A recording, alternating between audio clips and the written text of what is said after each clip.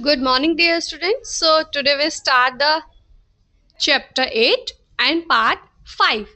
So, here our topic is responding to the minor ailments and their symptom or advice which is given by the pharmacist to the patient. So, what here is question, what is minor ailment? क्या होते हैं ये minor ailments? Minor ailments is basically the minor disease which is affected to the person's health on the daily basis, like fever, cough, cold, diarrhea, constipation, etc. So there is a definition about the minor ailments. That's minor ailments is also care by the self. It is deliberately action that individual family members and community pharmacists should engage to maintain good health. That means जो pharmacist है वो उसके family members वो खुद सब मिलके एक community एक सोसाइटी में क्या काम कर रहे हैं, जो भी पर्सन है अगर वो इल होता है तो उसकी हेल्थ को मेंटेन करने का काम कर रहे हैं. इनकी जो ये एबिलिटी है सेल्फ ट्रीट होना या सेल्फ केयर रिसीव करना या फिर खुद से ही चीजों को इनकरेज करना, like I can do this, I can take this. So the ability to carry out self medication care depend on many social factors and health condition. Our health is also related to the factors. That means if our environment is not good according to the factor like hygiene, it will affect to us. It may be. So there is a something like this. अगर बात करें like hygiene की, it may cause some minor ailments, right? If my environment is not good, it may cause allergic reactions to me.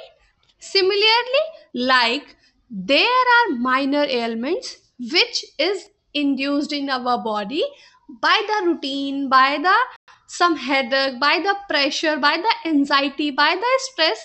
There is lots of factor. So there are symptoms about the minor ailments. It is a primary or integral health care part. That means very important part है ये हमारे health care system का. Like अगर हम बात करें कि जो हम पहला ट्रीटमेंट दे रहे हैं कम्युनिटी फार्मेसी की तरफ से, किसको? ओ पेशेंट को, as over the counter medicine, वो बहुत इंटीग्रल पार्ट है. अगर हम ऐसा नहीं करें तो एज आई टोल्ड अर्लियर कि जो हमारी इंडिया है इसमें रेशियो जो है वो बहुत लेस है डॉक्टर्स का as compare to the patient. So if यहाँ पे अगर फार्मासिस्ट परसिस्ट नहीं करेंगे तो वो हमारे कम्युनिटी के लिए, लाइक हमारी जो पब्लिक है या जो पेशेंट है उनकी हेल्थ के लिए दिक्कत कर सकता है. So it is a wide concept of uncompromising hygiene, nutrition, lifestyle, environment element, socio-monetary elements, and self-medication. As you know, uncompromising hygiene, that means you have to maintain proper hygiene surrounding to you, surrounding to us. Nutrition, you have to take proper nutrition or a diet. Then you have become a good health. Lifestyle, you have to maintain your proper lifestyle in a disciplined way. That after that your health is might be possible, either it could be good or sometime it could be bad. But lifestyle, just because of the lifestyle there is a lots of phenomenon and lots of factor here. Environment and elements, if your environment is not clean, hygiene, or other factors, so you cannot maintain your good health. Socio-monetary elements or the self-medication. Socio-monetary elements, like if it could not be measured by or the treat by the community pharmacist, it cannot be prevented. Like अगर मेरे को कोई problem है तो मैं अगर जाऊंगी नहीं फार्मेसी पे, जो मुझे फीवर हो रहा है, कफ हो रहा है, मैं ऑल्टरनेटिव ट्रीटमेंट कुछ टाइम के लिए ले सकती हूँ, like a probably period of a 1 day, एक दिन के लिए मैं ऐसा कर सकती हूँ। अपार्ट फ्रॉम इट, अगर मुझे एक दिन के बाद ऐसा कुछ प्रॉब्लम्स परसिस्ट कर रही है या मैं सर्वाइव कर रही हूँ उससे, तो I have to go to the pharmacy, तो मुझे जाना ही पड़ेगा। तो यहाँ पे जो ये ओवर द काउंटर या रिटेल फार्मेसी जो हमारी यूनिट है, उससे रिलेटेड जो हम बात कर रहे हैं, इसमें बहुत इंपॉर्टेंट फिनोमेनन काम करता है, जो कि क्या है कि भाई हाँ, तुम्हें ये ट्रीटमेंट लेना चाहिए। A pharmacist supports self-care to the community level by creating enabling environment for prevention and treatment of minor ailments. As I told earlier, pharmacist का बहुत important role है. Same as well as here, pharmacist support to the patient for creating self-care to them. अगर pharmacist अपना role अच्छे से play करता है, वो पेशेंट को समझा रहा है, ठीक है, लाइक वो बता रहा है कि भाई तुम्हें ये दवाई लेनी है, ये दवाई लेनी है, एट दैट टाइम पेशेंट को समझ रहा है, according to that next time patient कुछ जो प्रॉब्लम परसिस्ट कर रही है या जो सिम्टम अराइव हो रहे हैं, उन पे खुद एनालिसिस करता है और फिर फार्मासिस्ट को दिखाता है, भाई हाँ भाई ये प्रॉब्लम हो रही है, मुझे ये दिक्कत हो रही है। तो which is two basic phenomenon, अगर फार्मासिस्ट सपोर्ट अच्छा प्रोवाइड कर रहा है, that time patient does not worried about anything. Patient को होता है ना, हाँ भाई मुझे तसल्ली हो गई, सेटिस्फेक्शन हो गया, सेल्फ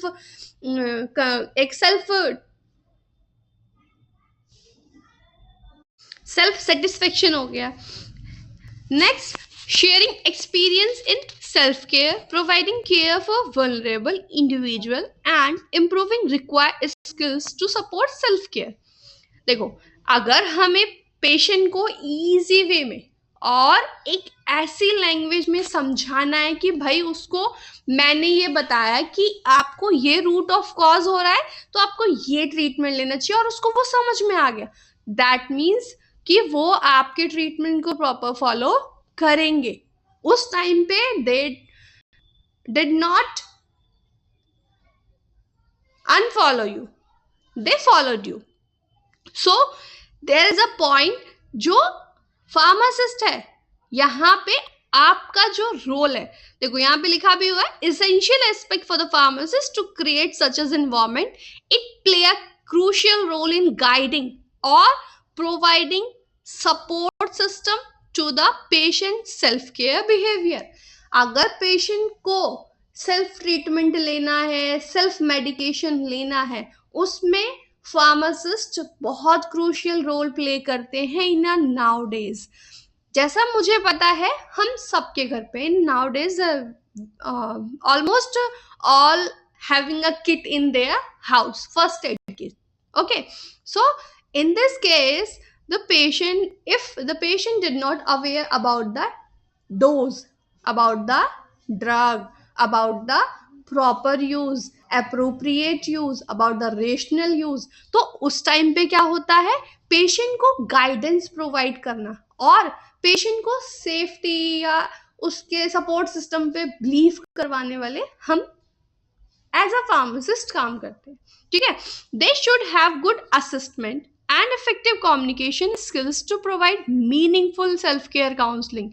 यहाँ पे हमारे पास असेसमेंट, लाइक मुझे बोला गया भाई ये पेशेंट है, इसको ये सिम्टम्स हो रहे हैं, तो मैं असेस करूंगी भाई हाँ ये सिम्टम्स हो रहे हैं और पेशेंट सफर ये चीज से कर रहा है, तो उस असेसमेंट के अकॉर्डिंग मैं क्या करूंगी, एक इफेक्टिव काउंसलिंग करूंगी या पेशेंट से कम्युनिकेट करूंगी बाई डायरेक्शनल, और मैं उसको समझाऊंगी कि भाई हाँ तुम्हें ये दिक्कत हो रही है, इसका मतलब तुम्हें ये ट्रीटमेंट लेना चाहिए। यही तो होता है बेसिक फिनोमेनन। हम गए एज अ पेशेंट फार्मासिस्ट के पास या फार्मेसी शॉप पे, तो हम क्या करते हैं, मुझे जो जो सिम्टम्स हो रहे हैं, लाइक मेरे को घबराहट हो रही है, मुझे चक्कर फील हो रहे हैं, या फिर मुझे कोई फीवर हो रहा है, तो मैं क्या करूँगी, अपने सिम्टम्स बताऊंगी और फार्मासिस्ट क्या करेगा, हाँ वो मुझे असिस्ट करेगा एट दैट टाइम वो मुझे नोटिस करेगा कि मैं क्या क्या बता रही हूँ.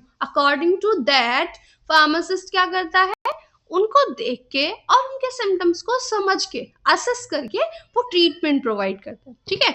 Pharmacist can act as a promote who empower patient, help them make correct choice about the self care. Again repeated that point कि उनका जो सिलेक्शन या ड्रग ऑफ चॉइस है उसको एम्पावर करने में या उसको क्रिएट करने में फार्मासिस्ट का बहुत इंपॉर्टेंट रोल होता है. Moving to the next slide which is first minor ailment, pain management. So here is question arrived, what is pain management. ठीक है. तो pain is a very common condition. As you all know pain बहुत type का हो सकता है. ठीक है. That rise as people get older, might be possible, and women are likely to experience pain than men just because of less tendency as compared to the man in female, so they are experiencing more pain than the female. ठीक है. तो यहाँ पे कोई comparison नहीं हो रहा है, बट यहाँ पे पेन एक कॉमन कंडीशन है. लाइक किसी का हैंड अगर ट्विस्ट हो गया तो पेन अराइव हो गया, किसी को बहुत ज्यादा किसी ने फोन यूज कर लिया तो हेडेक हो गया. It's a type of pain. ठीक है. तो यहाँ पे पेन जो है वो टू टाइप्स के होते हैं. There is a pain which is two types, commonly acute and chronic. Acute is normal response to an injury or medical condition that occurs suddenly in a usual short lived.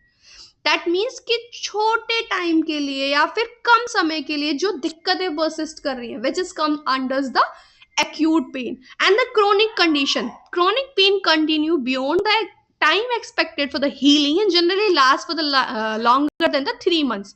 अगर 3 महीने से आप ज्यादा किसी भी बीमारी से या किसी भी डिजीज से सफर कर रहे हो तो वो हमारे क्रोनिक कॉज के अंडर आती है. ठीक है.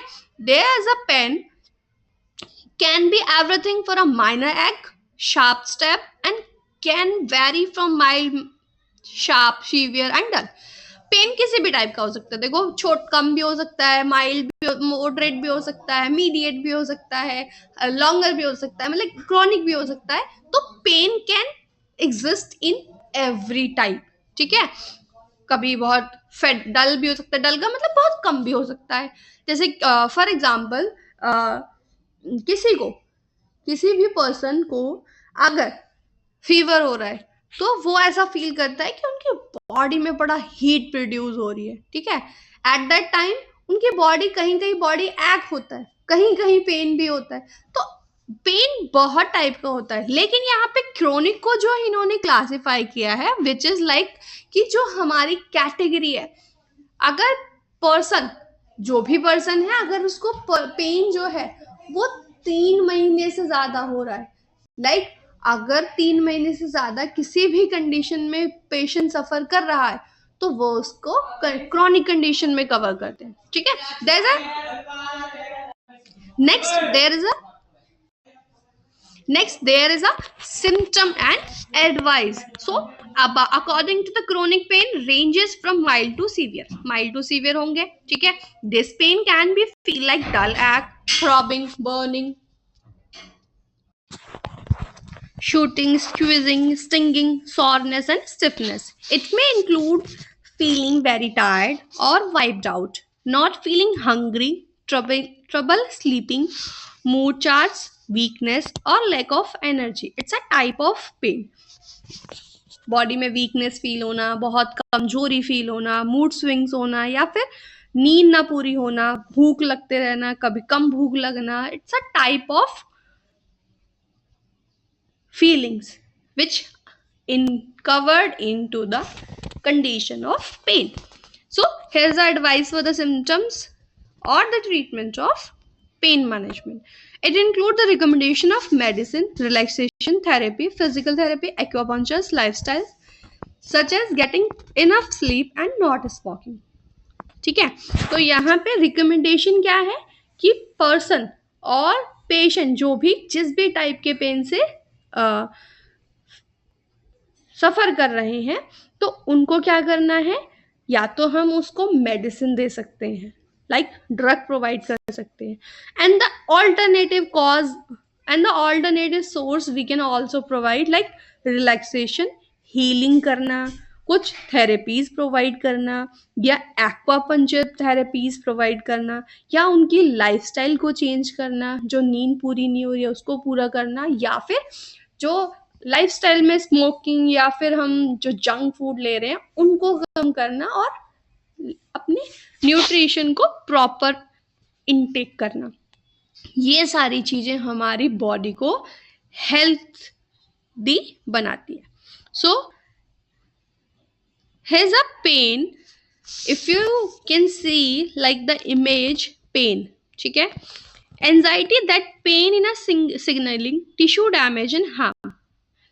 यहाँ पे हमारी जो बॉडी है वो सिग्नल्स दे रही है, brain becomes more focused on the problem, होता है दिमाग बड़ा फोकस करता है, then change take place in the nervous system, हमारा ब्रेन सिग्नल्स पहुंचाता है हमारे नर्वस सिस्टम्स में, वो सेंसेस पहुंचते हैं, हमें पेन फील होता है, बहुत सारी एंजाइटी, लेस मूवमेंट, हमें लगता है कि जैसे किसी का थोड़ा सा पैर लाइक इन्फ्लैम्ड हो गया, सूजन आ रही है, तो मैं मूव ही नहीं कर सकता इसको, तो that type of pain which is caused comes under the acute, either chronic। More changes to the nervous system, pain persist। अगर हमें बहुत belief system, if you all know about the placebo effect, like similarly it could be happen with the patient, like patient if suffer from the some anxiety कि हाँ मुझे pen हो रहा है, तो वो अफेक्ट करता है, it comes under the psychological effect also। So, it is a common advice given by the pharmacist to the patient in case of possibility that minor ailment could be solved, refer patient to a doctor। अगर हम treat कर सकते हैं तो हमें treat करना चाहिए, if we can not तो हमें उस पेशेंट को रेफर कर देना चाहिए फार्मासिस्ट, सॉरी फिजिशियंस को या हेल्थ केयर प्रोफेशनल्स को।